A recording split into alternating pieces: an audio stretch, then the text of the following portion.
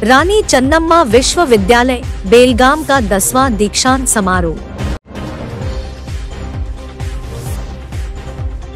कर्नाटक आरोग्य संजीवनी योजना लागू करने की मांग, नगर निगम कर्मचारियों ने कार्यालय में ताला लगाकर किया विरोध प्रदर्शन। दहेज उत्पीड़न मामला, हत्या कर खुदकुशी साबित करने का आरोप, पुलिस कमिश्नर ऑफिस के सामने ग्रामीणों का विरोध प्रदर्शन। केंद्र सरकार के हिंदी दिवस के विरोध में जेडीएस का प्रदर्शन।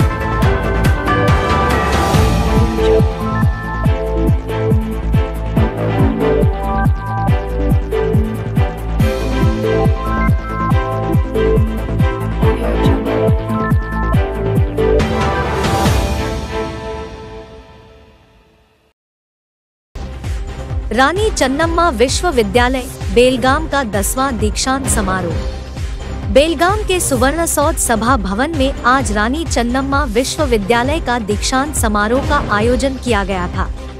प्रसिद्ध फिल्म अभिनेता रमेश अरविंद को मिलाकर कुल 3 लोगों को डॉक्टरेट की उपाधि से सम्मानित किया गया।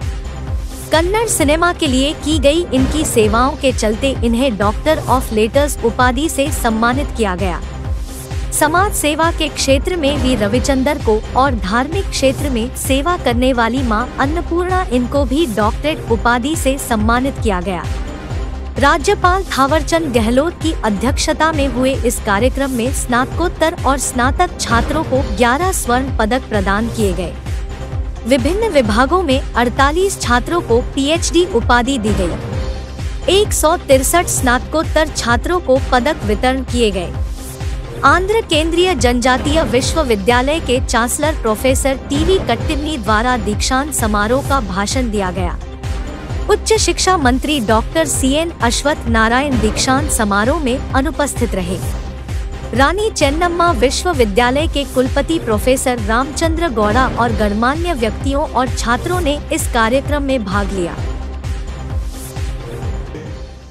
जो एक खुशी की बात है, मुझे जानकारी मिली है कि इस विश्वविद्यालय को NAAC द्वारा B+ की ग्रेडिंग दी गई है। यह निश्चित रूप से खुशी की बात है। मैं बधाई देता हूं विश्वविद्यालय के कुलपति एवं उनकी टीम को, जिनके प्रयासों से विश्वविद्यालय ने अल्प समय में ही देश विदेश में अपना विशेष स्थान बनाया है। आप सभी जानते हैं कि कित्तूर की रानी चन्नम्मा पहली भारतीय महिला शासक थी जिन्होंने सन 1824 में और उसके पूर्व से ही अंग्रेजों की हड़प नीति के विरुद्ध ब्रिटिश ईस्ट इंडिया कंपनी के खिलाफ सशस्त्र विद्रोह किया और आज़ादी की अलख जगाई। मैं रानी चन्नम्मा के शौर्य, पराक्रम, त्याग और बलिदान को नमन करता हूँ। दीक्षांत समारोह में श्री वी रविचंद्र जी को सामाजिक क्षेत्र में उत्कृष्ट कार्य करने के लिए तथा श्री रमेश अरविंद जी को फिल्म इंडस्ट्री क्षेत्र में उत्कृष्ट कार्य करने की दृष्टि से और माता अक्का अन्नपूर्णा ताई जी को सामाजिक एवं धार्मिक क्षेत्र में श्रेष्ठ योगदान देने के लिए मानद उपाधि से अलंकृत किया गया है। मैं इन तीनों महानुभावों को मेरी ओर से हार्दिक बधाई देता हूँ, शुभकामनाएं देता हूँ और इनसे आग्रह भी करता हूँ, अनुरोध भी करता हूँ कि जिस प्रकार की सेवा ये करते रहे हैं, जिसके कारण इनको ये सम्मान मिला है, मानद उपाधि दी गई है, आगे भी अपना सेवा कार्य जारी रखें ताकि भविष्य में ऐसे अवसर और भी आपको प्राप्त हो सके।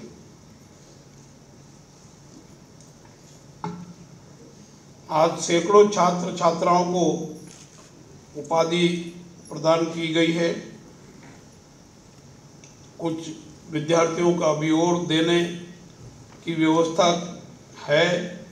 सभी उपाधि प्राप्त करने वाले छात्र छात्राओं को बधाई और शुभकामनाएं देता हूं और मैं विश्वास करता हूं कि आप सभी माननीय प्रधानमंत्री का अभी और देने की व्यवस्था है।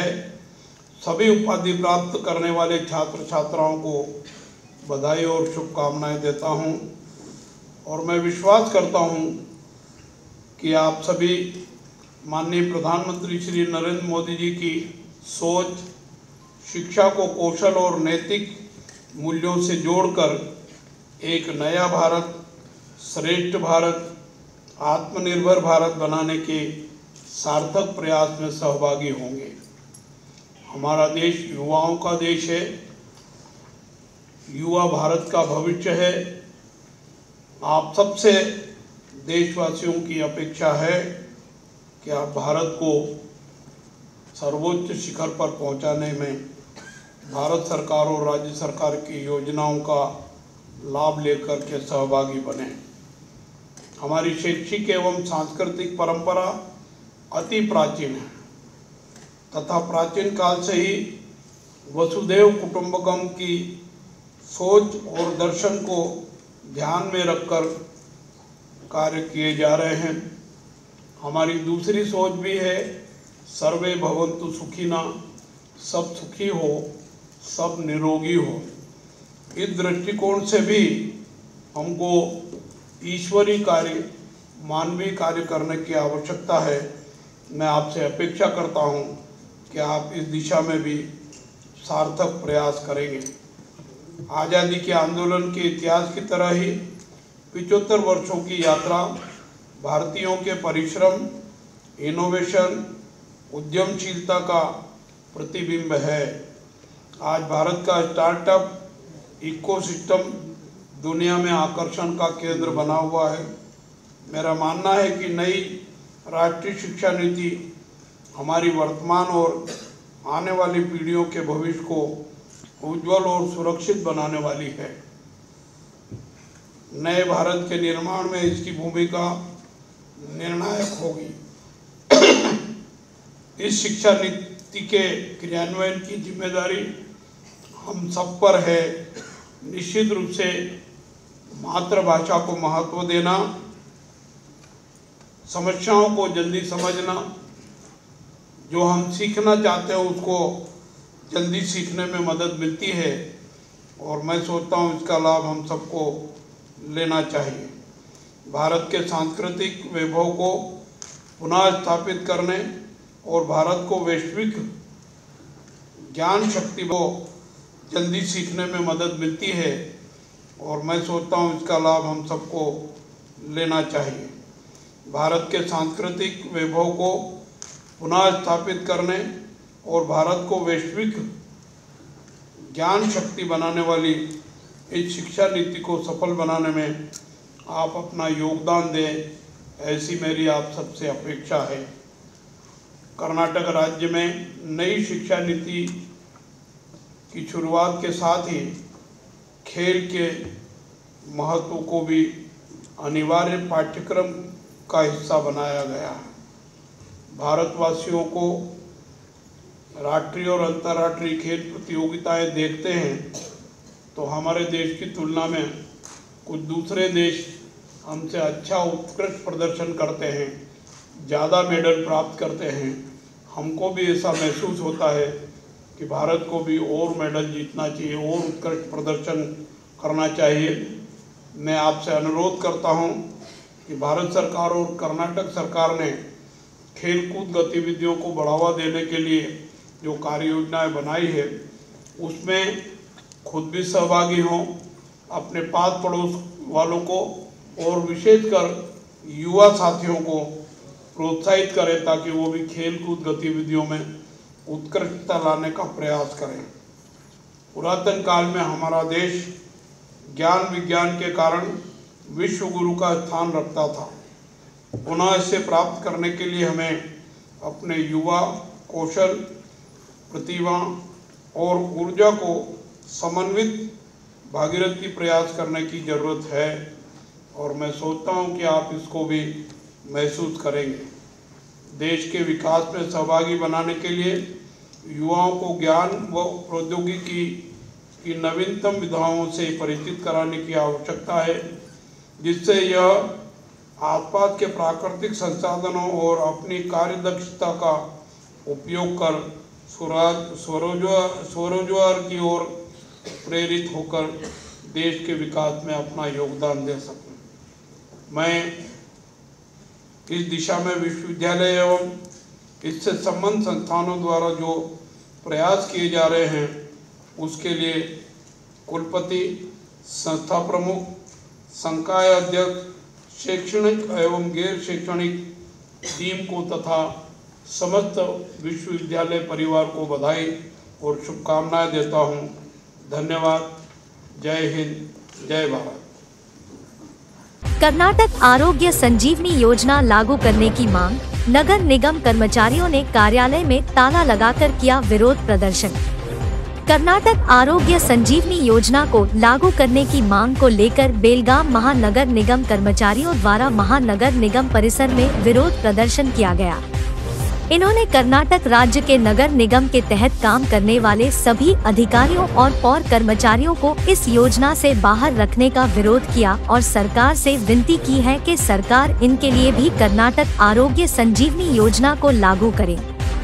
इन्होंने विरोध प्रदर्शन के चलते आज नगर निगम कार्यालय को बंद रखा, जिसके चलते कई लोगों को परेशानियों का सामना करना। राज्य सरकारವು कर्नाटक राज्यದಲ್ಲಿ 10 महानगर ಪಾಲಿಕೆಗಳಲ್ಲಿ ಕಾರ್ಯನಿರ್ವಹಿಸುತ್ತಿರುವ ನೌಕರರನ್ನು ಹೊರತುಪಡಿಸಿ ಬೇರೆ ಸರ್ಕಾರಿ ನೌಕರರಿಗೆ ಜ್ಯೋತಿ ಆರೋಗ್ಯ ಸಂಜೀವಿನಿಯನ್ನು ಜಾರಿಗೆ ತಂದಿರುತ್ತದೆ।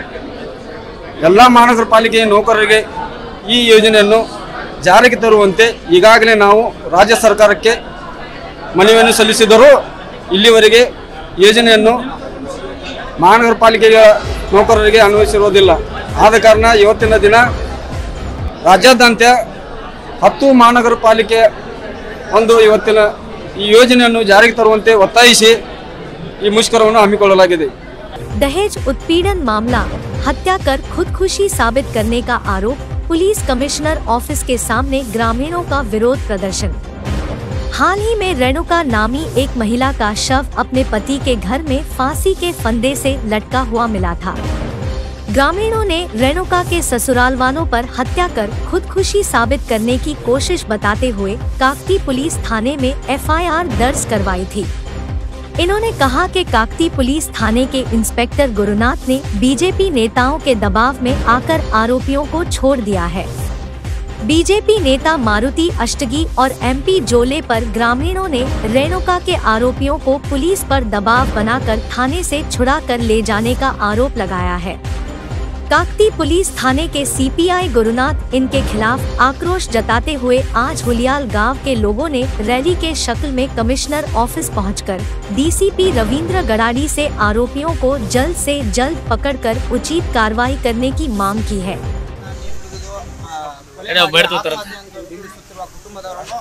ಆದಷ್ಟು ಬೇಗನೆ ಬಂಧಿಸಬೇಕು। ಈಗ 5 ದಿನ ಕಳೆಯಿತು, ಪೊಲೀಸರು ಯಾವುದೇ ರೀತಿಯ ಕ್ರಮ ಕೈಗೊಂಡಿಲ್ಲ ಇನ್ನೂವರೆಗೂ। 5 ದಿನ ಆದ ನಂತರ ಏನಾಗುತ್ತೆ ಅನ್ನುವಂತ ಆತಂಕ ನಮ್ಮಲ್ಲಿ ಮನೆ ಮಾಡಿದೆ। ಯಾಕಂದ್ರೆ ಆರೋಪಿಗಳನ್ನ ರಕ್ಷಣೆ ಮಾಡಲು ಪ್ರಭಾವಿ ಕೈಗಳು ಅವುಗಳನ್ನ ರಕ್ಷಣೆ ಮಾಡಲು ನಿಂತಿದ್ದಾರೆ। ಆದ ಕಾರಣ ಆದಷ್ಟು ಬೇಗನೆ ನಾವು ಮಹಾನಗರ ನಿರ್ದೇಶಕರಲ್ಲಿ ನಾವು ಮನವಿ ಮಾಡಿಕೊಳ್ಳೋದೇನೆಂದರೆ ಆದಷ್ಟು ಬೇಗನೆ 8 ಆರೋಪಿಗಳನ್ನು ಬಂಧಿಸಿ ನಮಗೆ ನ್ಯಾಯ ಕೊಡಿಸಬೇಕಾಗಿ ಹುಲ್ಯಾನೂರು ಗ್ರಾಮಸ್ಥರ ಪರವಾಗಿ ನಾವು ತಮ್ಮಲ್ಲಿ ವಿನಂತಿಸಿಕೊಳ್ಳುತ್ತೇವೆ। ಕ್ರಮ ತಗೋಬೇಕಂದ್ರೆ 5 ದಿನ ಆಯ್ತು ಸರ್, ಭಾಳ ವಿಳಂಬ ನೀತಿ ಮಾಡ್ತಾ ಇದ್ದಾರೆ। ಅವತ್ತು ನಾವು ಕಂಪ್ಲೇಂಟ್ ಕೊಡಬೇಕಾದ್ರೆ 3:30ಗೆ ನಾವು ಕಂಪ್ಲೇಂಟ್ ಕೊಟ್ಟಾಗ ನಮ್ಮ ಎಫ್ಐಆರ್ ಆಗೋದು 11:30 ಸುಮಾರು। ಅಲ್ಲಿ ತನಕ ಅಷ್ಟೊಂದು ವಿಳಂಬ ಮಾಡಿದ್ರು। ಏನಾದರೂ ಹೇಳಕ್ ಹೋದ್ರೆ ನಮ್ಮನ್ನ ಗದರಿಸೋದು, ಅನುಚಿತ ವರ್ತನೆ ಮಾಡ್ತಾ ಇದೆಯಾ, ಯಾಕಪ್ಪ ಹೀಗೆ ಮಾಡ್ತಾ ಇದೆಯಾ ಅನ್ನೋದು ಒಂದು ಅವತ್ತೇ ನಮ್ಮನ್ನ ದಬ್ಬಾಳಿಕೆ ಮಾಡ್ತಾ ಇದ್ರು, ಒಂದು ರೀತಿ ಮಾಡಿದ್ರು. ಯಾರು CPI ಗುರುನಾಥ್ ಸರ್ ಅವರು. ಆದ್ರೂ ನಾವು ಸಂಭಾಳಿಸ್ಕೊಂಡಿದ್ವಿ. ಅವತ್ತೇನಂದ್ರೆ ನಮಗೆ ಆಶ್ವಾಸನೆ ಕೊಟ್ಟರು, 4 ದಿನದಲ್ಲಿ ನಾವು ಆರೋಪಿಗಳನ್ನ ಬಂಧಿಸ್ತೀವಿ ಅಂತ ಹೇಳಿ. ಇವತ್ತು ಕಳೆದ 5 ದಿನ ಆಯ್ತು. 5 ದಿನ ಆದ್ರೂ ಇನ್ನೂ ಆರೋಪಿಗಳನ್ನ ಬಂಧಿಸಿಲ್ಲ. ಈ ಪ್ರಭಾವಿ ಮುಖಂಡರಂದ್ರಲ್ಲ, ಯಾರು ಪ್ರಭಾವಿಗಳು? ಬಿಜೆಪಿ ಮುಖಂಡರು ಸಿದ್ದಪ್ಪ ಅನ್ನೋ ವ್ಯಕ್ತಿನ ಅರೆಸ್ಟ್ ಮಾಡ್ರ ಸರ್. ಹೋಗಿ ಬಿಜೆಪಿ ಮುಖಂಡರ ನಿನ್ನೆ ಹೋಗಿ ರಾತ್ರಿ ಮಧ್ಯಾಹ್ನ ಹೋಗಿ ಆರೋಪಿ ಬಿಡಿಸ್ಕೊಂಡ್ರ ಸರ್. ಯಾವ ಬಿಜೆಪಿ ಮುಖಂಡ ಅಂತ ಹೇಳಿ? ಬಿಜೆಪಿ ಸರ್ ಲೋಕಸಭಾ ಸದಸ್ಯ ಸರ್ ಜೋರ್ಲೆ ಅವರ ಮೇನ್ ಸರ್ ಅದು ಫೋನ್ ಮಾಡಿ ಹೇಳಿದಾರ ಸರ್. ನಮಗೆ ಮುಚ್ಚಿಡ್ಬೇಕಲ್ಲ ಮಾರುತಿ ಅಷ್ಟಿಗೆ ಅಂತೇಳಿ ಸರ್. ಅದು ಸಿದ್ದಪ್ಪ ಅಂತೇಳಿ ಅವ್ನಿಗೆ ಹೋಗಿ ಬಿಡಿಸ್ಕೊಂಡ್ ಬಂದವ ಸರ್. ಮಾರುತಿ ಅಷ್ಟಿಗೆ ಹುಲೇನೂರ ಸರ್. ಅವ್ ಯಾಕ ಹೆಣ್ಣು ಮಗ ಯಾವ ಊರ್ತಲ್ಲ ಅದ ಊರಾವನ ಸರ್. ಅವಂಗು ತನ್ನ ಊರ್ದ ಕತ್ಲಾಯ್ತು ಕರ್ನೆ ಬರ್ದಿಲ್ಲ ಸರ್. ಅವ್ಗೆ ಏನಾತ್ರಿ ರಾಜಕೀಯ ಬೇಕಾಗಿತ್ತು ಸರ್. ಅವ್ನು ಇನ್ ಮುಂದೆ ಅವ್ರು ರಾಜಕೀಯ ಮಾಡ್ಕೊಂಡ್ ಹೋಗ್ಲಿ ಸರ್. ನಾವು ವೈಯಕ್ತಿಕ ಅವಂಗ ಇದು ಮಾಡ್ಕೊಂತ ಹೇಳ್ತೀವಿ ಸರ್. ಅವಂಗ ನಾವೇನ ಸರ್ ಕೊಡೋಲಿ ಆಗಾರ ಸರ್. ಇದೇ ಪ್ರಕರಣ ಆದಾಗ ಮಾರುತಿ ಅಷ್ಟಿಗೆ ಆ ಆರೋಪಿಗಳನ್ನ ಅರೆಸ್ಟ್ ನೋಡ್ತಕ್ಕ ಧರಣೆ ಕುಂತ್ರಿ ಸರ್. ಅವ್ರು ಈ ನಮ್ಗೆ ಯಾಕೆ ಕುಂಡಿದ್ರಿ ಸರ್? ಈ ಹೆಣ್ಮಗಳನ್ನ ಸರ್ ಅಲ್ರಿ ಇದು ಹೆಣ್ಣು ಜೀವನ ಸರ್. ತನ್ನ ತಾಯಿನೂ ಹೆಣ್ಣೇನ ಸರ್. ಎಲ್ಲ ಹೆಣ್ಮಕ್ಳು ಹೆಣ್ಮಕ್ಳು ಸರ್. ಈ ಹೆಣ್ಣಿಗೆ ರಕ್ಷಣೆ ಕೊಡಲಿಲ್ಲ, ಆ ಕೊಡೋದು ಹೆಣ್ಮಗಳಿಗೆ ರಕ್ಷಣೆ ಕೊಟ್ಟು ನಮ್ಮ ಹೆಣ್ಮಗಳು ಸತ್ವ ಇದು ಮಾಡ್ಕೊಂಡು ಬಿಡಿಸ್ಕೊಂಡು ಹೋಗ್ತಾನೆ ಇದೆ. ನ್ಯಾಯ ಸರ್, ಅನ್ಯಾಯ ಸರ್ ಇದು. ಆ ಕಾರಣ 3 ಗಂಟೆಗೆ ಹುಡುಗಿ ಸತ್ರ 1 ಗಂಟೆ ಹುಡುಗಿ ಸತ್ರ ಸರ್. ರಾತ್ರಿ 12 ಗಂಟೆ ಮಟ್ಟ ಕತ್ತಿ ಪೊಲಿಟಿಷನ್ ಕುಂತೇವ್ ಸರ್. ನಾವು 12ವರೆಗೆ ನಮ್ಗೆ ಕಳಿಸಿರ್ ಸರ್. ಮರುದಿವ್ಸ ಬೆಳಿಗ್ಗೆ ಪೋಸ್ಟ್ ಮಾನ್ ಮಾಡಿಕೊಟ್ಟು ಸರ್. ನಮ್ಗೆ ಮರುದಿವ್ಸ 9 ಗಂಟೆಗೆ ಏನಿಲ್ಲ ಸರ್. ಅವ್ರು ಬಡದ್ ಹಾಕಿದಾನೆ ಸರ್ ಹುಡುಗಿ ಸರ್. ಲೀಡರ್ನ ಸರ್ ಅವನು ಸರ್. ಐತಲ್ಲಿ ಬಂಗಾರದು ಎಂಗೇಜ್ಮೆಂಟ್ ಮಾತುಕತೆ ಆಯ್ತು ಸರ್. 5 ದಿಕ್ಕಲ್ಲಿ ಬಂಗಾರ ಕೊಡ್ಬೇಕಂತ ಅಂದಾಗ ನಾವು ಪರಿಸ್ಥಿತಿ ನಾಜುಕಿತ್ತು. ಅದು 5 ತಲೆ ನಮ್ಗೆ ಕೊಡಕ್ ಆಗುದ್ರ ಅಂದಾಗ ಅವರು ಹಿರಿಯ ತಂದಾಗ ಏನ್ ಮಾಡ್ತಿರು, 2 ತೊಲೆ ಈಗ ಹಾಕ್ರಿ, 3 ತೊಲೆ ಒಂದು 2 ತಿಂಗಳು ಬಿಟ್ಟು ಹಾಕಿರಿ ಅನ್ನೋ ಮಾತಾಡ್ತೀವಿ ಸರ್. ಅವ್ರ ನಾವು ಒಪ್ಪಂದ ಅದು ಸರ್. 2 ತಿಂಗಳು ಆದ ನಂತರ ಆ ಹುಡುಗಿಗೆ ಕಿರ್ಕೊಳಕ್ ಮಾಡ್ಕೊಡ್ತೀವಿ, ಮನೆಯಾರಿಗೆ ಹೇಳೋ 3 ತೊಲೆ ಬಂಗಾರ ಕೊಡೋದೈತಿ ಹೇಳು ಅಂತ ಹೇಳಿ. ಆಮೇಲೆ ಅಂದ್ರೆ ಹುಡುಗಿ ಮೇಲೆ ಫೋನ್ ಮಾಡಕ್ ಕೊಡ್ತು. ಮೇಲೆ ಫೋನ್ ಮಾಡೋದಿಲ್ಲ ಏನ್ ಮಾಡಂದ್ರೆ ಕಾರುಣಿಗೆ ಹುಡುಗಿನ ಕಳ್ಸಿಕೊಡ್ದವ್ರು. ಕಾರುಣಿಗೆ ಆ ಹುಡುಗಿ ಕಳ್ಸಿಕೊಟ್ಟಾಗ ಕಾರುಣಿಗೆ ಏನ್ ಹೇಳ್ರಿ ಸರ್ ಅವ್ರ, ಈ ಕಾರುಣಿಗೆ ಹೋದ್ರ ಬಂಗಾರ 3 ತೊಲೆ ಫೋನ್ ಬರ್ಬೇಕಂತ ಹೇಳ್ರ. ಆಮೇಲೆ ಹುಡುಗಿ ತಾಯಿ ಹುಡುಗಿ ಅಪ್ಪ ನಮ್ಮ ಹಿರಿಯರ ಮನೆಗೆ ಬಂದ್ರು ಸರ್. ಅವ್ರು ಹಿಂಗೆ ಹೇಳಿದಾರ ಅಂತೇಳಿ, ಈ ಕೊಡಾಕೆ ಅಂತ ನಮ್ಮ ತಲೆ ಹಾಕಿಲ್ಲ, ಮತ್ತೆ ಹೆಂಗ್ ಮಾಡೋದು ಅಂದಾಗ ನಾವು 4-5 ಮಂದಿ ಹಿರಿಯರು ಕೂಡಿ ಗಂಡ್ರ ಮನೆಗೆ ಹೋದವು. ಅಂದ್ರೆ ನಾವೇನು ಹೇಳಿದೆವು, ಈಗ ಮಳೆಗಾಲ ಐತಿ, ಬೆಳೆ ಏನು ಬರ್ತೀವಿ ಬೆಳೆ ಕಟ್ಟ, ಮತ್ತು ಅವ್ನು ಗೊಂಡಿ ಕೆಲಸ ಮಾಡಿದ್ರೆ ರೊಕ್ಕಟ್ಟ ಎಲ್ಲ ಗೊಳೆ ಮಾಡಿ ದೀಪಾವಳಿ ಸೂಕ್ತ 3 ತೊಲೆ ಬಂಗಾರ ಕೊಡಿಸ್ತೇವೆ, ಅದು ನಾವು ಜವಾಬ್ದಾರಿ ಇದಾವೆ ಅಂತೇಳಿ ಅವ್ರಿಗೆ ಹೇಳಿ ಕಳ್ಸಿ ನಾವು ಬಂದು ಸರ್. ಅದು ಆದ ನಂತರ ಹುಡುಗಿಗೆ ಮೇಲೆ ಟಚ್ ಮಾಡ್ಕೋತಿದ್ರು ಅವರು. ಇಷ್ಟಾಗಿದೆ ಸರ್. ಮತ್ತೆ ಇದಕ್ಕೆ ಕಾರಣೀಭೂತರು ಅಂದ್ರೆ ಏನು ಎಪ್ಪರ ಇದಾರಲ್ಲ ಇವ್ರ ಸರ್. ಡ್ರೈವರ್ದು ಸಿದ್ದಪ್ಪ ಅರೆಸ್ಟ್ ಮಾಡಿದಾರೆ. ಡ್ರೈವರ್ ಅರೆಸ್ಟ್ ಮಾಡಿದ್ರೆ ಸೋಮವಾರ ಬಿಡುಗಡೆ ಮಾಡಿದಾರೆ. ಬಿಜೆಪಿ ಲೀಡರ್ಗಳು ಸರ್. ಇದು MP ಅವ್ರ ಕೈ ಮಾಡಿ ಐತಿ ಮಾಡಿಲ್ಲ ಸರ್. ಅಲ್ಲೇ ಬಿಡ್ರಿ ಸರ್, ಕೋಟಿ ಪ್ರೊಡ್ಯೂಸ್ ಮಾಡಿಲ್ಲ ಸರ್.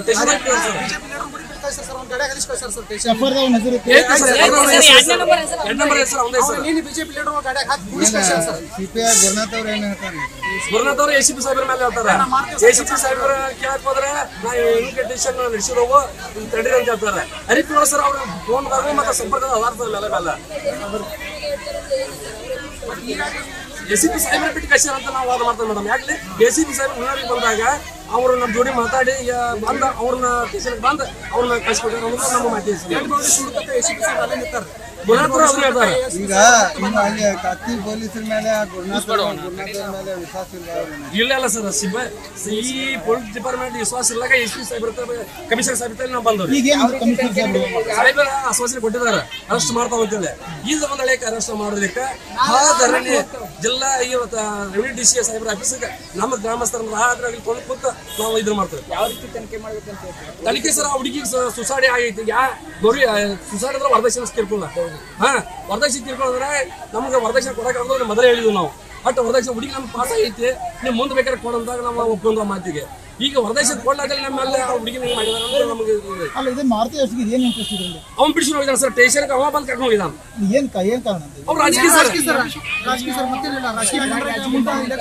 ಯಾರು ದೇವ್ರ ಸರ್ ಸರ್. ಅವರು ಒಬ್ಬ ರಾಜಕೀಯ ಲೀಡರ್ ಆಗಿ ತಾವು ತಮ್ಮ ಮನೆಯಲ್ಲಿ ಇರ್ಬೇಕು. ಸ್ಟೇಷನ್ ಮಟ್ಟ ಬಂದು ಹರಿಪಿನ ಬಿಡಿಸ್ಕೊಂಡು ಹೋಗ್ತಾರೆ ಅಂದ್ರೆ ಅದಕ್ಕೆ ನ್ಯಾಯ ಸರ್.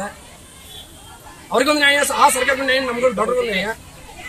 ಅಂದ್ರೆ ಸರ್ಕಾರ ಐತೆ ಬಲ್ಲಂಗ್ ಮಾಡಿ ನಡೀತೀನಿ. ಮತ್ತೆ ರಾಜಕೀಯ ಊರು ಹೆಣ್ಣು ಸರ್. ಹುಲಿಯನೂರ್ ತನ್ನ ಊರ ಮಗಳು ಸರ್. ಅವನು ಹುಲಿಯನೂರ ಅವನ ಸರ್. ಖುದ್ದು ಅವನು ಈ ಕಲ್ಕಂದಾಗ ಬಂದು ಇದ್ದಾನ ಸರ್. ಅವನು ಇದ್ದ ಹುಲಿಯನೂರ ಕುಟ್ಟಿ ಬೆಳೆದ ಹುಲಿಯನೂರ್ ಸರ್. ನನ್ನ ಊರ್ ಮಗಳ ಬಿಟ್ಕರ ಈಗ ಹೋಗಿ ಬೇರೆ ಕಡೆ ಮಾಡ್ತಾ ಇದು ಲೋಕಸಭಾ MP ಅವ್ರದ್ದು ಐತಿ, ಅವ್ರದ್ದು ಐತಿ. ಅದಕ್ಕೆ ಸರ್ಕಾರ ಮೇಲೆ ನಮ್ಗೆ ಇದನ್ನ ಮುಂಚೆ ಹಾಕೋ ಪ್ರಯತ್ನ ಸರ್ಕಾರ ಮಾಡೋದೈತಿ. ಕಾನೂನು ಹೋರಾಟವಾಗಿ ನಾವು ಡಿಸಿ ಕಮಿಷನರ್ ಸಾಹೇಬರ ಮಟ್ಟ ಬಂದವು ನಮ್ಗೆ ನ್ಯಾಯ ಕೊಡ್ಸೋದು ಕೇಳಿದ್ರು. ಇಷ್ಟ ಒಂದ್ ಹೇಳಕ್ಕೆ ಇವರು ನ್ಯಾಯ ಕೊಡಿಸದೇ ಇದ್ರ ಧರಣಿ ಜಿಲ್ಲಾ ರೆವಿನ್ಯೂ DC ಸಾಹೇಬರ ಮುಂದೆ ಧರಣಿ ಕುಂತಾವ, ಅಲ್ಲಿ ಕುಂತಾವ. ನಮ್ಮ ಬುಡದ ಮಂದಿ ಮುಗಿದ್ರ ನಮ್ಗೆ ಏನೋ ಕಾನೂನು ಅನುಭವ ಗೊತ್ತಿಲ್ಲ, ಅದಕ್ಕೆ ಕುಂಟಾರ. केंद्र सरकार के हिंदी दिवस के विरोध में JDS का प्रदर्शन। आज बेलगाम शहर के कन्नड़ साहित्य भवन से DC ऑफिस तक रैली निकालकर JDS ने केंद्र सरकार के खिलाफ किया विरोध प्रदर्शन। रैली के दौरान केंद्र सरकार के खिलाफ नारे लगाए गए। JDS जिला अध्यक्ष शंकर माडलगी इनके नेतृत्व में आयोजित इस प्रदर्शन में JDS के कई कार्यकर्ताओं ने हिस्सा लिया था। इसमें इन्होंने मीडिया से बात करते हुए कहा कि केंद्र सरकार हिंदी को हम कन्नड़ भाषिकों पर थोपने का काम कर रही है, ये हमें हरगिज मंजूर नहीं है। सरकार राज्य की जनता के पैसों पर हिंदी दिवस मना रही है। आने वाले दिनों में राज्य की जनता इन्हें सबक सिखाएगी। प्रदर्शनकारियों ने DC के जरिए मुख्यमंत्री को अपना मेमोरेंडम दिया। JDS पक्ष ಪಂಚರತ್ನ ಯೋಜನೆಯನ್ನ ಜನರ ಮುಂದಿಟ್ಟು ಅದನ್ನ ಮನೆ ಮನೆಗೆ ತಲುಪಿಸುವಂತ ಕೆಲಸನ ನಾವು ಮಾಡ್ತೇವೆ.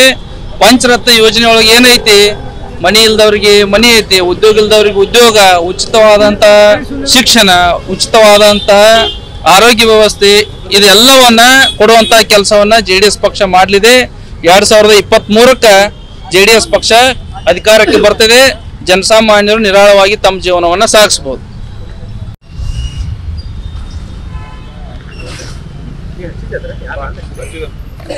ಈಗಾಗಲೇ ಕೇಂದ್ರ ಸರ್ಕಾರ ರಾಜ್ಯ ಸರ್ಕಾರಗಳ ಮೇಲೆ ಹಿಂದಿ ಭಾಷೆಯನ್ನು ನೀವು ರಾಜ್ಯ ಭಾಷೆಯನ್ನಾಗಿ ಮಾಡಿಕೊಳ್ಳಬೇಕಂತೇಳಿ ಇಂದ ಆದೇಶವನ್ನು ಮಾಡಿದ್ದನ್ನು ಇಟ್ಟುಕೊಂಡು ಕರ್ನಾಟಕ ಸರ್ಕಾರ ನಮ್ಮ ತೆರಿಗೆ ಹಣದಲ್ಲಿ ಹಿಂದಿ ಆಚರಣೆ ಮಾಡಲಿಕ್ಕೆ ಹೊರಟಿದೆ. ಅದರ ಪ್ರಯುಕ್ತವಾಗಿ ಮಾಜಿ ಮುಖ್ಯಮಂತ್ರಿಗಳಾಗಿರ್ತಕ್ಕಂಥ ಕುಮಾರಣ್ಣನವರು ಇವತ್ತು ಮುಖ್ಯಮಂತ್ರಿಯವರಿಗೆ ನಮ್ಮ ತೆರಿಗೆ ಹಣದಲ್ಲಿ ನೀವು ಹಿಂದಿ ಆಚರಣೆ ಮಾಡಬೇಡ್ರಿ, ಕನ್ನಡಕ್ಕೆ ದ್ರೋಹ ಮಾಡಬೇಡ್ರಿ ಅಂತೇಳಿಂದ ನಿನ್ನೆ ಪತ್ರವನ್ನು ಕೊಟ್ಟಿದ್ದಾರೆ. ಅದರ ಪ್ರಯುಕ್ತವಾಗಿ ನಮ್ಮ ಬೆಳಗಾಂ ಜಿಲ್ಲಾ JDS ಘಟಕದ ವತಿಯಿಂದ ಈ 40% ಸರ್ಕಾರ BJP ಸರ್ಕಾರ ಮತ್ತು ಈ ರಾಷ್ಟ್ರೀಯ ಪಕ್ಷಗಳಿಗೆ ನೀವು ಹಿಂದಿ ಆಚರಣೆಯನ್ನು ನಮ್ಮ ಕರ್ನಾಟಕದಲ್ಲಿ ನಾವು ಮಾಡುವುದಿಲ್ಲ, ನಮ್ಮ ಕನ್ನಡವೇ ನಮ್ಮ ಭಾಷೆ, ನಾವು ಇಲ್ಲಿ ನೆಲ ಜಲ ನಮ್ಮ ಅಳಿವು ಉಳಿವು ಕನ್ನಡದಲ್ಲೇ ಇರುವುದ ಸಂಬಂಧ ನಾವು ಕನ್ನಡ ಬಿಟ್ಟು ಬೇರೆ ಯಾವುದನ್ನು ನಾವು ಇಲ್ಲಿ ನಾವು ಮಾಡಂಗಿಲ್ಲ, ಮಾಡಬಾರ್ದಂತೇಳಿ ನಮ್ಮ ಪಕ್ಷದ ವತಿಯಿಂದ ನಾವು ಸರ್ಕಾರಕ್ಕೆ ಧಿಕ್ಕಾರವನ್ನು ಹೇಳಕ್ಕೆ ನಾವು ಹೇಳ್ತಾ ಇದ್ದೀವಿ. ಬಿಜೆಪಿ ಸರ್ಕಾರಕ್ಕೆ ಎಲ್ಲ ಕಡೆ ಮಾಡಿದೇವಲ್ರಿ, 2 ಸಲ ಮಾಡೇವು, ನಾವು ಅಂತ ಮಾಡಿದೆವು ನೋಡ್ರಿ. ಈಗ ಅವ್ರಿಗೆ ಚರ್ಮ ದಪ್ಪಾಗಿದೆ. ನಾವು ಎಷ್ಟು ಮಣಿವೆಲ್ಲ ಇಡೀ ದೇಶದ ತುಂಬ ಒಂದು ವರ್ಷಗಟ್ಟಲೆ ರೋಡ್ ಮೇಲೆ ಮಕ್ಕೊಂಡ್ರು ಸಹಿತ ಫಸ್ಟ್ ಏನು ಹೇಳಿದ್ರು ಅವರು, ರೈತರೆಲ್ಲ ಅಲ್ಲಿ ರೋಡ್ ಮೇಲೆ ಮಕ್ಕೊಂಡವರೆಲ್ಲ ಪಾಕಿಸ್ತಾನದಿಂದ ಅವರು ರೊಕ್ಕ ಬರತೈತೆ ಅಂತ ಹೇಳಿದರು. ಹೇಳಿದವ್ರು ಯಾರು? BJP ಅವರು. ಹಿಂದಾಡೆ ಪ್ರಧಾನಮಂತ್ರಿ ಏನು ಹೇಳಿದ್ರು, ರೈತರ ನಮ್ಮ ಹೋರಾಟಕ್ಕೆ ನಾವು ಸರ್ಕಾರ ಮನದೈತೆ ಅಂತ. ಮೊದಲೇನು ಹೇಳ್ತಾರೋ, ಯಾವುದೇ ಒಂದು ವಿಷಯ ಬಂದ್ಗಳೇ ಪಾಕಿಸ್ತಾನಕ್ಕೆ ಬಟ್ ಮಾಡಿಬಿಡೋದು. ಹಿಂದಾಗಡೆ ಏನು ಹೇಳೋದು, ಜನ ಕೈ ತೊಗೊಂಡು ಬೆನ್ನ ಹತ್ತಿದ್ಗಳೇ ನಾವು ರೈತರಿಗಾಗಿ ನಾವು ಇದ್ದೇವೆ ಅಂತ ಹೇಳೋದು. ಅವ್ರಿಗೇನಾಗ್ಬಿಟ್ಟೈತೆ ಅಂದ್ರೆ ನೋಡ್ರಿಂದ ದೇಶದಲ್ಲಿ ಒಂದಾರು ಸಂಸ್ಥೆ ಉಳಿದು ರೈಲ್ವೆ ಮಾರಿದರು, ವಿಮಾನ ನಿಲ್ದಾಣಗಳು ಮಾರಿದರು, ಟೆಲಿಫೋನ್ ಎಕ್ಸ್ಚೇಂಜ್ ಮಾರಿದರು, KEB ಮಾರಿದರು. ಇಲ್ಲೇ ನೀವು ಅಷ್ಟು ದೂರ ಯಾಕೆ ಹೋಗಿದ್ರಿ, ಅಷ್ಟು ದೂರದ್ದು ಮಾರಿತು ಏನು ಬೇಡ ಬೇಡ. ಬೆಳಗಾವಿನ ಆಸ್ತಿ ನಿನ್ನೆ ಮಾರಿ 10,000 ಕೋಟಿ ನಮ್ಮ ಕಾರ್ಪೊರೇಷನ್ಗೆ ಹಣ ಸಂದಾಯ ಆಗಿದೆ ಅಂತ ಹೇಳಿದ್ರು. ಹಣ ಸಂದಾಯ ಯಾವುದಕ್ಕದ? ಆಸ್ತಿ ಮಾರಿ ನಾಳೆ DC ಆಫೀಸ್ ಮಾರ್ಯಾರ ಒಂದು 100 ಕೋಟಿ ಬರ್ತೈತಿ, RC ಆಫೀಸ್ ಮಾರ್ಯಾರ ಅದಕ್ಕೂ ಒಂದು 100 ಕೋಟಿ ಬರ್ತೈತಿ. ಅದು ಹಣ ಸಂದಾಯ ಅಲ್ಲ, ಈ ದೇಶವನ್ನು ಮಾರಿ ಆ ಹಣವನ್ನು ತಗೊಂಡು ಅದರಲ್ಲಿ 40% ಕಮಿಷನ್ ಹೊಡಿಲಿಕ್ಕೆ ಈ ಆಸ್ತಿಗಳನ್ನು ಮಾರ್ತಾ ಇದ್ದಾರೆ. ರೇಟ್ ಏನಾಗಿದ್ರಿ, ಅವ್ರಿಗೆ ಚರ್ಮ ದಪ್ಪಾಗೈತಿ. ಯಾರ ನೋಡ್ರಿ ಉಚಿತವಾಗಿ ಗ್ಯಾಸ್ ಅಂತ ಹೇಳಿದ್ರು, ಕೊಟ್ಟರು. ಮನೆಯಾಗಿದ್ದು ಎಲ್ಲ ಒಲಿಗಳೆಲ್ಲ ಕಿತ್ತೋಗ್ದೆವು. ಅಲ್ಲಿ ಏನಾರ ಮಾಡಿ ಒಂದು 4 ಕಟ್ಟಿಗೆ ಕುಳ್ಳ ಬಡ್ಕೊಂಡು ನಾವು ಬಾಳೆ ಮಾಡ್ತಿದ್ವಿ ರೈತರ ಮನ್ಯಾಗ. ಅವ್ನು ಕಿತ್ತು ಗ್ಯಾಸ್ ಕಟ್ಟಿಸ್ಕೊಂಡು ಒಂದು 10,000 ಮಾಡಿ ಈಗ ಏನು ಮಾಡಿದ್ರು 1,100 ರೂಪಾಯಿ 1,200 ರೂಪಾಯಿ ಗ್ಯಾಸಿನ ರೇಟ, ಗಾಂಧಿ 200 ರೂಪಾಯಿ kg. ಬೆಳೆ ಎಲ್ಲ ಎಷ್ಟೆಲ್ಲ ಹಾಳಾಗೈತಿ. ಇವತ್ತಿನವರೆಗೆ ಯಾರು ಕೇಳಿದಾರೆ ಬೆಳೆ ಬಗ್ಗೆ? 100 ರೂಪಾಯಿ ಹಣ ಇಲ್ಲ. ಗೊಬ್ಬರ ರೇಟು 270 ರೂಪಾಯಿಗೆ ಒಂದು ಚೀಲ ಯೂರಿಯಾ ಇತ್ತು, 400 ರೂಪಾಯಿಗೆ ಒಂದು ಚೀಲ ಮಾಡಿದ್ರು ಅಧಿಕಾರಿಗಳು ಯಾವನು ಕೇಳಾಕ್ತಾ ಇರಲಿಲ್ಲ. ಆಮೇಲೆ DAP ರೇಟ್ ಎಷ್ಟಿತ್ತು? 600 ಇತ್ತು, 1,400 ರೂಪಾಯಿ ರೇಟ್ ಮಾಡಿದರು. ಪೊಟ್ಯಾಷ್ 580 ಇತ್ತು, 1,470 ಮಾಡಿದರು. ಅವ್ರು ಏನಾಗಿದೆ ಈಗ ಡೀಸೆಲ್ ಪರಿಸ್ಥಿತಿ ಹಂಗೆ, ಪೆಟ್ರೋಲ್ ಪರಿಸ್ಥಿತಿ ಹಿಂಗೆ, ದಿನ ಬಳಕೆ ವಸ್ತು ಅಂತ ಕೇಳೋರು ಅವ್ರು ನಾವು ಏನು ಮಾಡ್ತೀವಿ ಅದೇ ಕಾನೂನು ಅಂತ ಹೇಳತ್ತಾರು. ಅವ್ರ ಕಾನೂನು ಮತ್ತು ಅವ್ರು ಮಾಡಿದ್ದ ಕಾನೂನು ಅಂದಾಗ ಅದಕ್ಕೆ ಜನ ತೀರ್ಮಾನ ಕೊಡ್ತಾರೆ. ನಮ್ಮ ಬೇಡಿಕೆ 2023ರಲ್ಲಿ ಕುಮಾರಣ್ಣ ಮುಖ್ಯಮಂತ್ರಿ ಆಗ್ತಾರೆ. ಯಾವುದೇ ಕಾರಣಕ್ಕೂ ನಮ್ಮ ಪಕ್ಷ ದೀನ ದಲಿತರಿಗಿರ್ಬೋದು, ಸಾಮಾನ್ಯರಿಗಿರ್ಬೋದು, ರೈತರಿಗಾಗಿ ನಾವು ಯಾವುದೇ ಕಾರಣಕ್ಕೂ ರೈತರಿಗೆ ಭಾರತ ದೇಶ ಇತಿಹಾಸದಲ್ಲಿ 48,000 ಕೋಟಿ ಸಾಲ ಮನ್ನಾ ಮಾಡಿದಂಥ ಎದಿಗಾರಿಕೆ ಇದ್ದವ್ರು ಒಬ್ಬರೇ, ಅದು ಕುಮಾರಸ್ವಾಮಿ ಅವರು. ಇವ್ರೇನಿದ್ರು ಕೇವಲ ನಮಗೆ 48 ಗಂಟೆ ಸಾಕಂತ ಹೇಳಿದ್ರು ಸಾಲ ಮನ್ನಾ ಮಾಡಕ್ಕೆ. ಅಲ್ಲ, ಇಬ್ಬರು ಮುಖ್ಯಮಂತ್ರಿ ಚೇಂಜ್ ಯಾರು ಮತ್ತೆ ಅವ್ರು BJPಯಾಗ ಅದ್ರ ಸೂತಿಲ್ಲ ಅವ್ರಿಗೆ. ಓಲೆ ಕಳಸಾ ಬಂಡೂರಿ ಸಂಬಂಧ ಏನಾರು ಇಲ್ಲಿ ನೀವು ಎಲ್ಲ ಮಾಧ್ಯಮದಾಗೂ ನಾವು ನೋಡಿವು, ವಿಜಯೋತ್ಸವ ಮಾಡಿದರು. ಈ ಕಾಂಗ್ರೆಸ್ ಅವ್ರು ಹೋಗಿ ಗೋದ ಸ್ಟ್ರೈಕ್ ಮಾಡತ್ತಾರು. ಅದು ರಾಹುಲ್ ಗಾಂಧಿ ಅವ್ರು ಕರ್ಕೊಂಡು ಹೋಗಿ ರಾಜ್ಯಪಾಲರ ಮನವಿ ಕೊಡ್ತಾರೆ, ಕರ್ನಾಟಕಕ್ಕೆ ಕಳಸಾ ಬಂಡೂರಿ ಯೋಜನೆಗೆ ನಾವು ವಿರೋಧವನ್ನು ಮಾಡ್ತೇವೆ ಅಂದ್ರೆ ಇವ್ರಿಗೆ ಇಲ್ಲಿ ಕರ್ನಾಟಕದಾಗ ಮಾನ ಮರ್ಯಾದೆ ಐತಿ. ಸಿದ್ದರಾಮಯ್ಯ ಅವರು ಇರ್ಬೋದು, ಎಲ್ಲರಿಗೆ DK ಶಿವಕುಮಾರ್ಗೆ ಏನೋ ಮಾನ ಮರ್ಯಾದೆ ಐತಿ. ನಮ್ಮ ಜಿಲ್ಲೆ ಎಲ್ಲ ಕಾಂಗ್ರೆಸ್ನವ್ರಿಗೆ ಏನೋ ನಿಮ್ಗಾರ ಏನಾರು ಐತಿ. ಅಲ್ಲೇ ಕಾಂಗ್ರೆಸ್ ಪಕ್ಷದವ್ರು ಹೋಗಿ ನಾವು ಯಾವುದೇ ಕಾರಣಕ್ಕೂ ಕಳಸಾ ಬಂಡೂರಿಗೆ ನಾವು ಅನುಮತಿ ಕೊಡಬಾರ್ದಂತ ಮನವಿ ಕೊಡ್ತೀರಿ. ಇಲ್ಲಿ ಬಂದ ಮತ್ತೆ ಪಾದಯಾತ್ರೆ ಮಾಡೋಕೆ ಹೊಕ್ಕಿ ಅಂತೀರಿ. ನಿಮಗೆ 12 ದಿನ ಕಲ್ ತೊಗೊಂಡು ಹೋಗ್ತಾರೆ ಜನ. ನಮ್ಮ ಹೋರಾಟ ನಾವು ನೋಡ್ರಿ, ನಾವು ಹೋರಾಟ ಮಾಡಿರೋದು ಸರ್ಕಾರ ಮನವಿ ಪರಿಸ್ಥಿತಿ ಒಳಗಿಲ್ಲ. ಇದಕ್ಕೇನು ಸರ್ಕಾರ, ನಮ್ಮ ಸರ್ಕಾರ ಬರ್ತೈತಿ, ಅದಕ್ಕೆ ತಕ್ಕ ಉತ್ತರವನ್ನು ಕುಮಾರಣ್ಣ ಕೊಡ್ತಾರೆ. ರೈತರ ಮೀಟರ್ ಕುಡಿಸಾಕತ್ರೀಗ ಕರೆಂಟಿಂದು ಪ್ರೈವೇಟ್ಗಳು ರೈತರ ಪಂಪ್ ಸೆಟ್ಗಳಿಗೆ ಮೀಟರ್ ಕುಡಿಸಾಕತ್ರ. ಹಳ್ಳಿಯಾಗಿ ಇವ್ರು ಬರಲಿ, ಇವ್ರು ಬೆಂಕಿ ಹಚ್ತಾರೆ ರೈತರು. ನಮ್ಮ ಪಕ್ಷದ ಕಾರ್ಯಕರ್ತರು ಹಳ್ಳಿಯಾಗಿ ಬಂದರೆ ಸರ್ಕಾರಿ KB ವಾಹನಗಳಿಗೆ ಬೆಂಕಿ ಹಚ್ಚತಕ್ಕಂಥ ಕಾರ್ಯಕ್ರಮ ನಾವು ಮಾಡ್ತೇವೆ.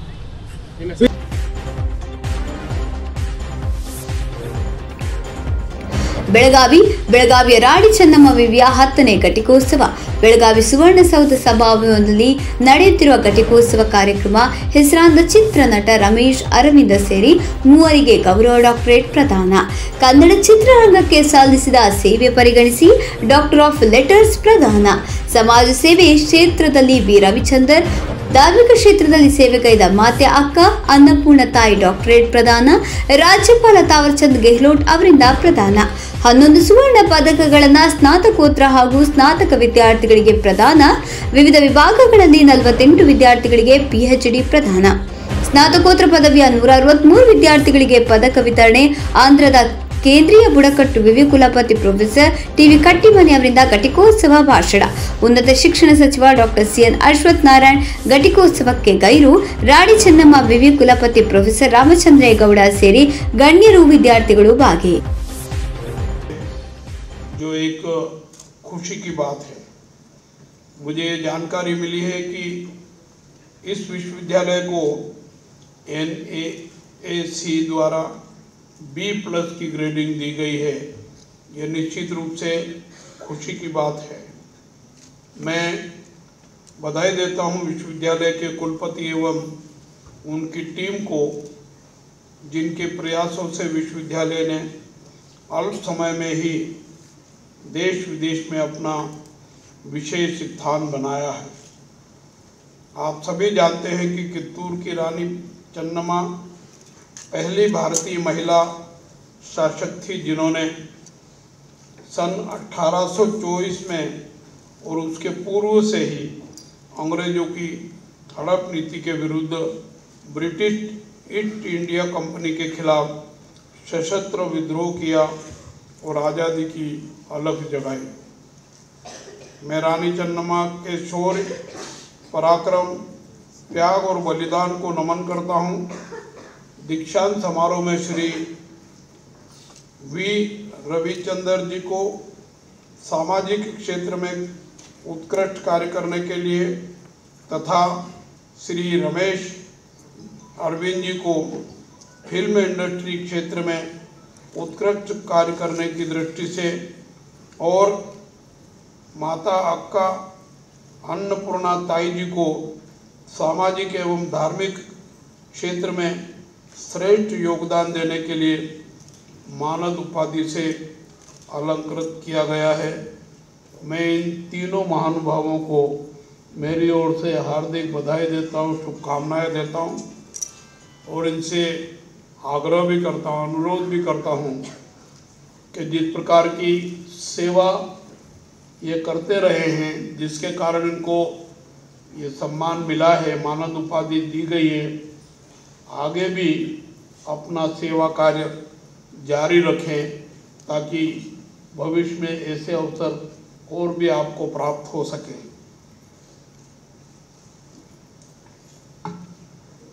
आज सैकड़ों छात्र छात्राओं को उपाधि प्रदान की गई है। कुछ विद्यार्थियों का अभी और देने की व्यवस्था है। सभी उपाधि प्राप्त करने वाले छात्र छात्राओं को बधाई और शुभकामनाएं देता हूं और मैं विश्वास करता हूं कि आप सभी माननीय प्रधानमंत्री का अभी और देने की व्यवस्था है। सभी उपाधि प्राप्त करने वाले छात्र छात्राओं को बधाई और शुभकामनाएं देता हूं और मैं विश्वास करता हूं कि आप सभी माननीय प्रधानमंत्री श्री नरेंद्र मोदी जी की सोच, शिक्षा को कौशल और नैतिक मूल्यों से जोड़कर एक नया भारत, श्रेष्ठ भारत, आत्मनिर्भर भारत बनाने के सार्थक प्रयास में सहभागी होंगे। हमारा देश युवाओं का देश है, युवा भारत का भविष्य है। आप सबसे देशवासियों की अपेक्षा है कि आप भारत को सर्वोच्च शिखर पर पहुंचाने में भारत सरकार और राज्य सरकार की योजनाओं का लाभ लेकर के सहभागी बने। हमारी शैक्षिक एवं सांस्कृतिक परंपरा अति प्राचीन है तथा प्राचीन काल से ही वसुधैव कुटुंबकम की सोच और दर्शन को ध्यान में रखकर कार्य किए जा रहे हैं। हमारी दूसरी सोच भी है, सर्वे भवन्तु सुखिना, सब सुखी हो, सब निरोगी हो। इस दृष्टिकोण से भी हमको ईश्वरीय कार्य, मानवीय कार्य करने की आवश्यकता है। मैं आपसे अपेक्षा करता हूं कि आप इस दिशा में भी सार्थक प्रयास करेंगे। आज़ादी के आंदोलन के इतिहास की तरह ही 75 वर्षों की यात्रा भारतीयों के परिश्रम, इनोवेशन, उद्यमशीलता का प्रतिबिंब है। आज भारत का स्टार्टअप इकोसिस्टम दुनिया में आकर्षण का केंद्र बना हुआ है। मेरा मानना है कि नई राष्ट्रीय शिक्षा नीति हमारी वर्तमान और आने वाली पीढ़ियों के भविष्य को उज्जवल और सुरक्षित बनाने वाली है। नए भारत के निर्माण में इसकी भूमिका निर्णायक होगी। इस शिक्षा नीति के क्रियान्वयन की जिम्मेदारी हम सब पर है। निश्चित रूप से मातृभाषा को महत्व देना, समस्याओं को जल्दी समझना, जो हम सीखना चाहते हैं उसको जल्दी सीखने में मदद मिलती है और मैं सोचता हूँ इसका लाभ हम सबको लेना चाहिए। भारत के सांस्कृतिक वैभव को पुनः स्थापित करने और भारत को वैश्विक ज्ञान शक्ति को जल्दी सीखने में मदद मिलती है और मैं सोचता हूँ इसका लाभ हम सबको लेना चाहिए। भारत के सांस्कृतिक वैभव को पुनः स्थापित करने और भारत को वैश्विक ज्ञान शक्ति बनाने वाली इस शिक्षा नीति को सफल बनाने में आप अपना योगदान दें, ऐसी मेरी आप सबसे अपेक्षा है। कर्नाटक राज्य में नई शिक्षा नीति की शुरुआत के साथ ही खेल के महत्व को भी अनिवार्य पाठ्यक्रम का हिस्सा बनाया गया है। भारतवासियों को राष्ट्रीय और अंतर्राष्ट्रीय खेल प्रतियोगिताएं देखते हैं तो हमारे देश की तुलना में कुछ दूसरे देश हमसे अच्छा उत्कृष्ट प्रदर्शन करते हैं, ज़्यादा मेडल प्राप्त करते हैं। हमको भी ऐसा महसूस होता है कि भारत को भी और मेडल जीतना चाहिए और उत्कृष्ट प्रदर्शन करना चाहिए। मैं आपसे अनुरोध करता हूं कि भारत सरकार और कर्नाटक सरकार ने खेलकूद गतिविधियों को बढ़ावा देने के लिए जो कार्य योजनाएं बनाई है उसमें खुद भी सहभागी हों, अपने पास पड़ोस वालों को और विशेषकर युवा साथियों को प्रोत्साहित करें ताकि वो भी खेलकूद गतिविधियों में उत्कृष्टता लाने का प्रयास करें। पुरातन काल में हमारा देश ज्ञान विज्ञान के कारण विश्व गुरु का स्थान रखता था। पुनः इसे प्राप्त करने के लिए हमें अपने युवा कौशल, प्रतिभा और ऊर्जा को समन्वित भागीरथी प्रयास करने की ज़रूरत है और मैं सोचता हूं कि आप इसको भी महसूस करेंगे। देश के विकास में सहभागी बनाने के लिए युवाओं को ज्ञान व प्रौद्योगिकी की नवीनतम विधाओं से परिचित कराने की आवश्यकता है, जिससे यह आसपास के प्राकृतिक संसाधनों और अपनी कार्यदक्षता का उपयोग कर स्वरोजगार की ओर प्रेरित होकर देश के विकास में अपना योगदान दे सकें।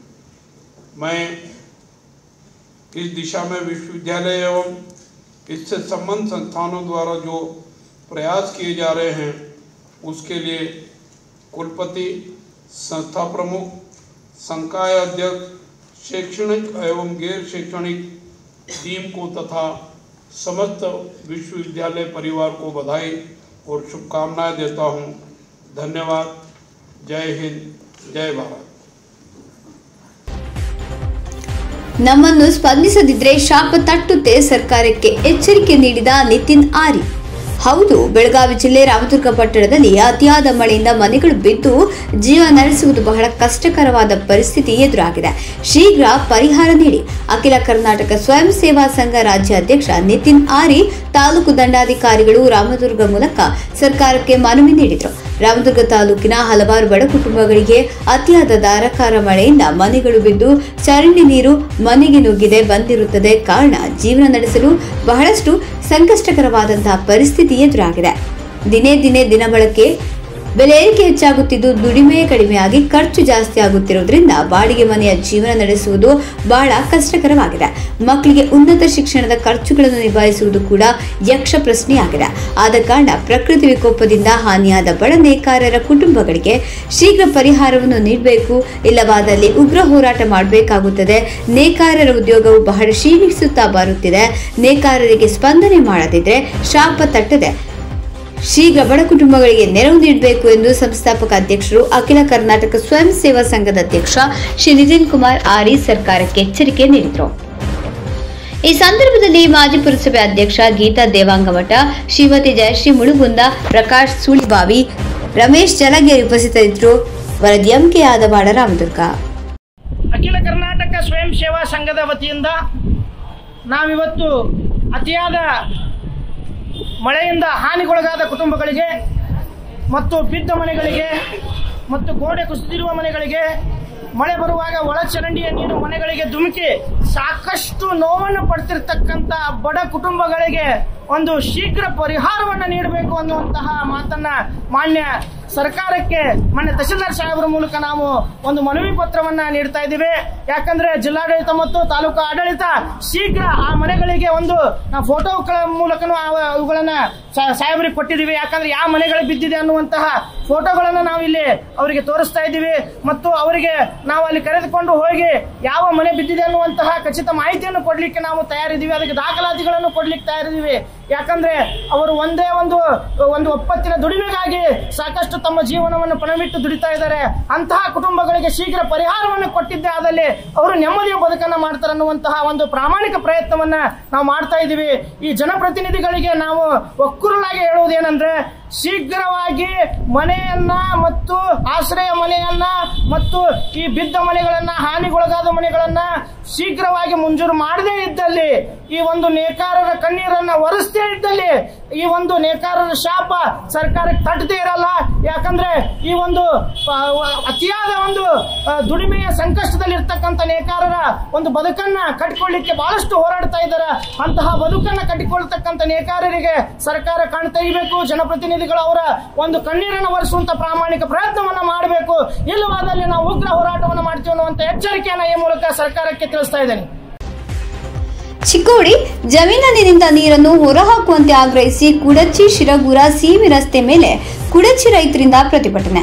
ರಾಯಬಾಗ ತಾಲೂಕಿನ ಕುಡಚಿ ಗ್ರಾಮ ಪಂಚಾಯತ್ ವ್ಯಾಪ್ತಿಯಲ್ಲಿ ಸುಮಾರು 200 ಎಕರೆ ಜಮೀನಿನಲ್ಲಿ ನೀರು ನಿಂತು ಬೆಳೆ ನಾಶವಾದ ಹಿನ್ನೆಲೆಯಲ್ಲಿ ರೈತರಿಂದ ಪ್ರತಿಭಟನೆ. ಪ್ರತಿ ವರ್ಷದಂತೆ ಕಳೆದ 4-5 ದಿನಗಳಿಂದ ಎಡಬಿಡದೆ ಸುರಿದ ಭಾರೀ ಮಳೆಗೆ ರೈತರ ಹೊಲದಲ್ಲಿ ಅಪಾರ ಪ್ರಮಾಣದ ನೀರು ನಿಂತು ಬೆಳೆ ಹಾನಿ. ಕುಡಚಿ ಗ್ರಾಮದ ಶಿರಗೂರ ರಸ್ತೆಗೆ ಸುಮಾರು 600 ಎಕರೆಯಲ್ಲಿ 200 ಎಕರೆ ಫಲವತ್ತಾದ ಹೊಲದಲ್ಲಿ ಮಳೆ ನೀರು ಸಂಗ್ರಹಣೆಯಿಂದ ಕೈಗೆ ಬಂದ ತುತ್ತು ಬಾಯಿಗೆ ಬರಲಿಲ್ಲ ಎಂಬಂತೆ ರೈತರು ಬೆಳೆದ ವರ್ಷದ ಬೆಳೆ ನೀರಿನಲ್ಲಿ ನಾಶ. ಕಳೆದ 10-12 ವರ್ಷಗಳಿಂದ ಮಳೆಗಾಲದಲ್ಲಿ ಮಳೆಯಿಂದ ಬೇಸಿಗೆಗಾಲ ಮತ್ತು ಚಳಿಗಾಲದಲ್ಲಿ ಬೇರೆ ಜಮೀನುಗಳಲ್ಲಿ ಬಸಿದ ನೀರು ಈ ಬಡ ರೈತರ ಜಮೀನುಗಳಲ್ಲಿ ನಿಂತು ವರ್ಷ ಪೂರ್ತಿ ಮಳೆ ಇಲ್ಲದೆ ಬೆಳೆ ಇಲ್ಲದೆ ಕುಟುಂಬ ನಿರ್ವಹಣೆ ಮಾಡಲಿಕ್ಕಾಗದೆ ಕಂಗಾಲಾಗಿದ್ದಾರೆ. ಪ್ರತಿ ವರ್ಷ ರೈತನ ಹೊಲದಲ್ಲಿ ಸಂಗ್ರಹ ನೀರು ಬೇರೆ ಕಡೆ ಹೋಗಲಾರದೆ ಕೋಟ್ಯಾಂತರ ರೂಪಾಯಿ ಬೆಳೆ ಹಾನಿಯಾಗಿದೆ. ಅಧಿಕಾರಿಗಳ ಭರವಸೆ ಮೇಲೆ ಇಲ್ಲಿಯವರೆಗೂ ತಾಳಿದ ರೈತರು ಹೊಲಗಳಿಂದ ನೀರು ಹೊರಗೆ ಹೋಗಲು ಶಾಶ್ವತ ಪರಿಹಾರ ಮಾಡದಿದ್ದಲ್ಲಿ ಆಕ್ರೋಶಗೊಂಡ ರೈತರು ತಾಲೂಕಾಡಳಿತಕ್ಕೆ ಆತ್ಮಹತ್ಯೆಗೆ ಮೊರೆ ಹೋಗುವ ಎಚ್ಚರಿಕೆ ನೀಡಿದ್ದಾರೆ. ಸ್ಥಳಕ್ಕೆ ಉಪತಹಶೀಲ್ದಾರ್ BS ದಾನಿಹಾಳ ಭೇಟಿ ನೀಡಿ ಪರಿಶೀಲಿಸಿ ತಹಶೀಲ್ದಾರರಿಗೆ ಮಾಹಿತಿ ನೀಡಿದ್ದಾರೆ. ರೈತರು ರಾಯಬಾಗ ತಹಶೀಲ್ದಾರ್ಗೆ ಕರೆ ಮೂಲಕ ಸಂಪರ್ಕಿಸಿದಾಗ ಸ್ಥಳ ಪರೀಕ್ಷೆ ಮಾಡದೆ ರೈತರಿಗೆ ಕಚೇರಿಗೆ ಭೇಟಿ ನೀಡಿ ಮಾತನಾಡೋಣ ಎಂದು ಉಡಾಫಿ ಉತ್ತರ ನೀಡಿದ ರಾಯಬಾಗ ತಹಶೀಲ್ದಾರ್ ರಿಯಾಜುದ್ದೀನ್ ಬಾಗ್ವಾಗ. ಆದರೆ ಸಹನೆಯಿಂದ ಒಪ್ಪಿಕೊಂಡ ರೈತರು ತಹಶೀಲ್ದಾರರಿಗೆ ಭೇಟಿ ನೀಡಿ 4 ದಿನಗಳ ಕಾಲಾವಕಾಶ ನೀಡಿದ್ದಾರೆ. ಒಂದು ವೇಳೆ ಆವಾಗಲೂ ಸ್ಥಳ ಪರಿಶೀಲಿಸಿ ಪರಿಹಾರ ಒದಗಿಸದಿದ್ದಲ್ಲಿ ರಸ್ತೆ ತಡೆದು ಉಗ್ರವಾದ ಹೋರಾಟ ಕೈಗೊಳ್ಳುವುದು ಹಾಗೂ ಆತ್ಮಹತ್ಯೆ ಎಚ್ಚರಿಕೆ ನೀಡಿದ್ದಾರೆ. ರಾಮಗೌಡ ದಳವಾಯಿ ಸ್ಥಳೀಯ ರೈತ ಮುಖಂಡ ಕುಡಚಿ, ತಾಹಿರ್ ಚಮನಶೇಖ್ ಸ್ಥಳೀಯ ರೈತ, ಇಂತಾಜ ಜಾತಕರ್ ನೊಂದ ರೈತ. ಈ ಸಂದರ್ಭದಲ್ಲಿ ರೈತರಾದ ಅಮಜಾದ ಪೀರಜಾದೆ, ಯುವರಾಜ ಸಣ್ಣಕ್ಕಿ, ಸದಾಶಿವ ಅಕ್ಕೆನವರ, ಅನಿಲ ಹುಣಚಿಮಾರೆ, ಮೌಲಾಲಿ ವಾಟೆ, ಅಮೀನ ವಾಟೆ, ಮುಸ್ತಾಕ್ ಬಾಗಶರಾಜ ರೈತರು ಸ್ಥಳೀಯರು ಉಪಸ್ಥಿತರಿದ್ದರು. ತುಕಾರಾಮ ಮೊದಲೇ ಚಿಕ್ಕೋಡಿ. ಸರ ನಂದು ಇದ್ರ ಮ್ಯಾಗಿಂದ ಹೊಟ್ಟೆ ಐತ್ರಿ ಸರ. ನಾವ್ ಇದ್ರ ಮ್ಯಾಗ ದುಡಿಯೋದಿತ್ತು, ಇದ್ರ ಮ್ಯಾಗ ತಿಂತೀವಿ ನಾವ್ ಸರ. ಇನ್ನ ಮಟ್ಟ 12 ವರ್ಷ ಆಯ್ತು ಇಲ್ಲಿಂದ ಒಂದ್ ಬೆಳೆನ ತಕ್ಕೊಂಡಿಲ್ಲ ಸರ್. ನಮ್ಗೂ ಏನೋ ಸರ್ ನಾವ್ ಭಾಳ ದೇಣಿ ಮಾಡ್ಕೊಂಡಿರಿ ಸರ್. ಇಟ್ಟಿಟ್ಟು ಲಾವಣಿ ಮಾಡ್ತಿದ್ವಿ, ಎಲ್ಲಾ ನಾಶನ ಆಗಿ ಹೋಗೈತಿ ಸರ್. ಮಾತ್ರ ಇಲ್ಲಿ ನಮ್ಗ ಭಾಳ ಇದನ್ನ ತ್ರಾಸ ಆಗೈತ್ರಿ. ಮತ್ರಿ ಇಲ್ಲಿಂದ ನಮ್ಗೆ ನೀರ್ ಪಾಸ್ ಮಾಡ್ಬೇಕು. ಮತ್ ಇಲ್ಲಿಂದ್ರ ಸರ ಎಲ್ಲಾ ನಂಗೆ ಭಾಳ ದೇಣಿ ನುಕ್ಸಾನ್ ಆಗೈತಿ. ನಂಗೆ ಏನ್ ಸರ್ ಈಗ ಔಷಧ ತಗೊಂಡ್ ಕ್ಯಾಶಿ ಸಾಯೋದಾಗಿಂದ ಹಾ ಸರ್ ಎಲ್ಲಾ ಭಾಳ ನುಕ್ಸಾನ್ ಆಗೈತಿ. 12 ವರ್ಷ ಆತು ಇನ್ನ ಮಟ್ಟ ಒಂದ್ ಬೆಳಿನ ತಕೊಂಡಿಲ್ರಿ ಸರ್. ನಂದು ಇನ್ನ ಮಟ್ಟ ಸರ್ 4 ಎಕರೆ ಹೊಲ ಐತ್ರಿ ಸರ್. ಇನ್ನ ಮಟ್ಟ 4 ಎಕರೆ ಐತ್ರಿ. ಎಲ್ಲಾ ನೀರ್ನ್ಯಾಗನ ಐತ್ರಿ ಸರ್. ಎಲ್ಲಾ ಚಳಿಗಾಲ ಮಳಿಗಾಲ ಬೇಸಿಗೆಲ್ದಾಗ ಎಲ್ಲಾ ನೀರನ್ನ ಇರ್ತೈತ್ರಿ ಸರ್. ಔಷಧ ಕುಡಿದ ಅಟ್ಟ ಆಗೈತ್ರಿ ಸರ್. ಈಗ ಕೊಟ್ಟಿದಿವ್ರಿ ಸರ್, ಮಾಹಿತಿ ಕೊಟ್ಟಿದ್ವಿ. ಏನ್ ಅಂದಾರ ಮುಂದಿನ ಮಾಡುನು ಅಂತ ಕ್ಯಾಶಿ ಹಿಂದ ಉಳಿಸ್ಯಾರ ಸರ್. ಹಂಗಾಗಿ ಸರ್ ನಂದ ಇಲ್ಲಿಂದ ನಂಗೆ ನ್ಯಾಯ ಬೇಕ್ರಿ ಸರ್.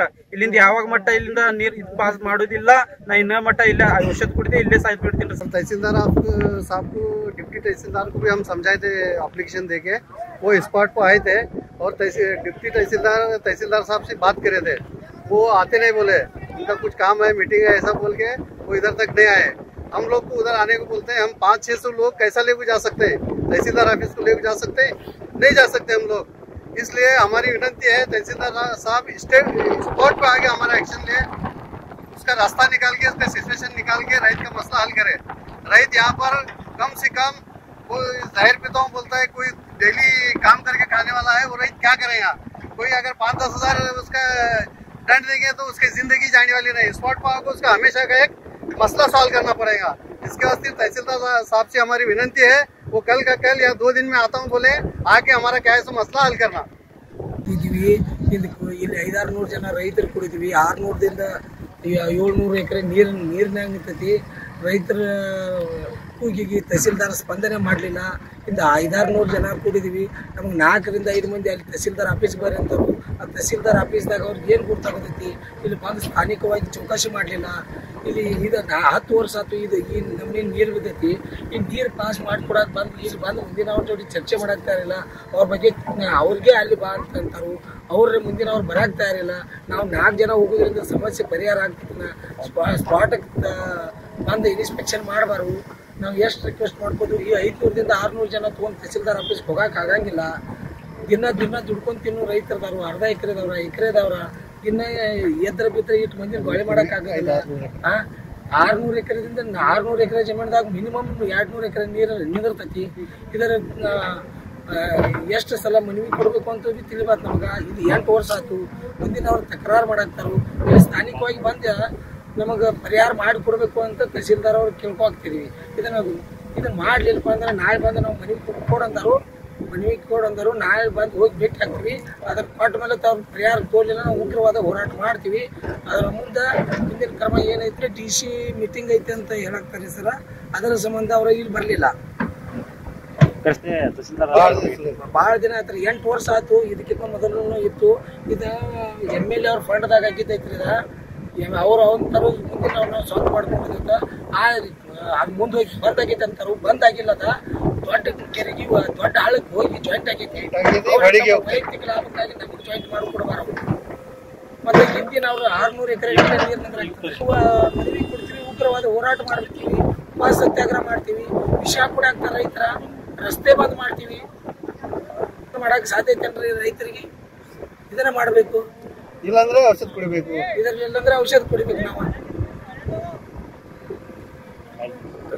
ಇನ್ನು ಮುಂದೆ ಏನಾದ್ರೆ ಅನಾಹುತಕ್ಕೆ ಆತಂದ್ರೆ ಅದಕ್ಕೆ ತಹಸೀಲ್ದಾರರು ಹೊಣೆಗಾರರಾಗ್ತಾರು. ನಾವು ಅನ್ಕಾಗೋದಿಲ್ಲ. ಇನ್ನು ಏನು ಬಡದಾಟ ಆತು ಯಾವ ವಿಷ ಹೊಡೆದ ಅಂದ್ರೆ ಅದಕ್ಕೆ ತಹಸೀಲ್ದಾರರು ಹೊಣೆ, ಮತ್ತೆ ಯಾರು ಹೊಣೆಗಾರರಲ್ಲ. अब आपके सवाल होंगे और धारदार, आपके मुद्दे चढ़ेंगे नए परवान, न नकली साज को सामान, न झूठ की दुकान। खबरों में सच दिखाना ही है हमारी पहचान। हम है बेलगाम एक्सप्रेस, कलम हमारी, आवाज आपकी।